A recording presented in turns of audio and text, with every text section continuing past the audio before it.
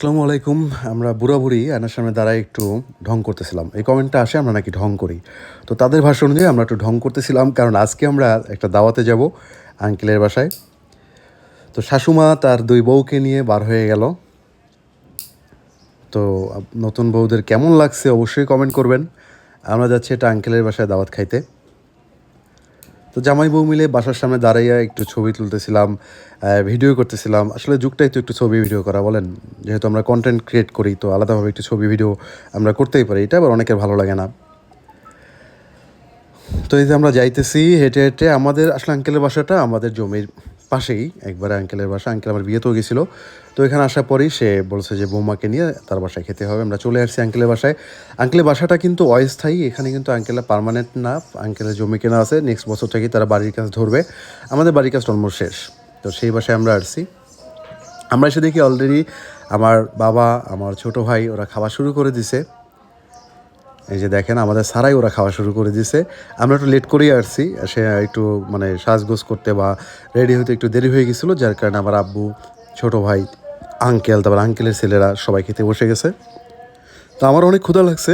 আমরাও বসে পড়লাম। আপু আমাদের সবাইকে ভাত দিচ্ছিল। আমার আম্মু বসছে, মেজো ভাইয়ের বউ, তারপর আমার বউ, তারপরে আমার মেজো ভাই, তারপর আমরা বসে গেছিলাম। তো ঘরের অবস্থা দেখে কেউ আবার কমেন্ট করবেন না যে এরকম কেন। আসলে এরা এখানে বললাম আমার আঙ্কেলরা অস্থায়ী, যার কারণেই আর কিছুদিন আছে তারা।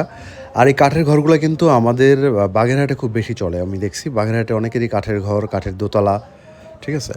তো মেনুতে ছিল, শুরুতেই ছিল চিংড়ি মাছের ভুনা, যেটা আমার খুবই ফেভারিট। কি বলবো, মানে চিংড়ি মাছ পাইলে আমার অন্য কিছু লাগে না, সত্যি কথা বলতে।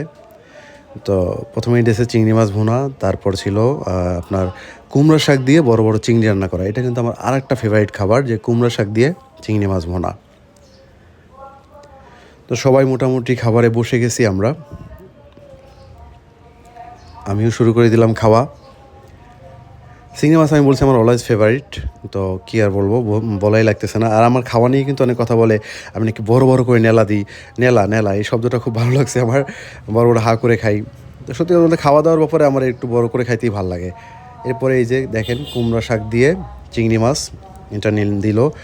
সব থেকে মানে আমার এটা খুব ভালো লাগছে। অনেক দিন আমি এই কুমড়া শাক দিয়ে চিংড়ি মাছ দিয়ে খাই না, কারণ ঢাকায় থাকা হয়, এভাবে খালা রান্নাও করে না। কিন্তু এবার বিয়ে শাদী করছি, এবার বউরে রান্না করা আমি শিখাই দিব। এই যে কুমড়া শাক দিয়ে চিংড়ি মাছ দিয়ে কীভাবে রান্না করে, এটা আমার খুব ফেভারিট একটা খাবার। তবে আঙ্কেলটা বানাইছিল, যার কারণে আঙ্কেলকে ধন্যবাদ। তারপর সে রান্না করছিল। আরেকটা খাবার ছিল আমাদের সেটাও আমাদের যশোরের মানুষের খুব বেশি ফেভারিট। সেটা হচ্ছে আমড়া রান্না। আমরাটা কিন্তু এইভাবে রান্না করে যশোরের মানুষরা প্রচুর খায়। যারা যশোরে আছে তারা কমেন্ট করতে পারেন। এইভাবে আমরা রান্না করে নারকেলের দুধ দিয়া বা খুলনার মানুষ, সাতক্ষীরার মানুষরাও খায়, খুলনার মানুষরাও খায়, এটা আমি জানি, আমরা রান্না করা। আর এরপরে ছিল আমাদের দেশি মুরগি রান্না করা। দেশি মোরগ ছিল 2টা। আমার দেশি মোরগ কিন্তু আসলেই জানেন যে কতটা মজার হয়। তো মেনু মোটামুটি এগুলাই ছিল। আর ছিল হচ্ছে আপনার আম ছিল, মিষ্টি ছিল। তবে সবথেকে একটা আনকমন খাবার আমি আপনাদের সাথে একটু পরেই শেয়ার করব খাওয়া দাওয়ার শেষে, যে এই খাবারটা আপনারা মানে কবে খাইছেন বা আদৌ আপনাদের দিকে আছে কি না সেটা আপনারা জানাবেন। এই যে দেখেন, এটা কিন্তু কাঠবাদাম। এই কাঠবাদামটা আসলে সব জায়গায় নাই, আমি জানি। আমি যশোরে কখনো পাই নাই কাঠবাদামটা। যশোরে খুব কমই আছে মনে হয়। এটা সাতক্ষীরা, খুলনা, বাগেরহাটেই বেশি এই কাঠবাদাম। আর বরিশালেও আছে আমি জানি।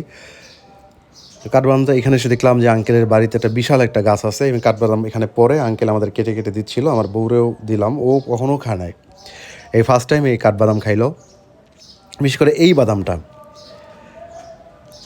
তো এটা কিন্তু খুবই মজার। যারা খাচ্ছেন বা খাইছেন তারা জানান যেটা মজাই। দেখেন আঙ্কেল এভাবে কাটতেছিল। ছোটোবেলা ঠিক এভাবেই আমার নানু কেটে দিত, আর আমি বসে বসে খাইতাম। আর একটা কথা, আমার বড়িটা প্লিজ ইগনোর করবেন।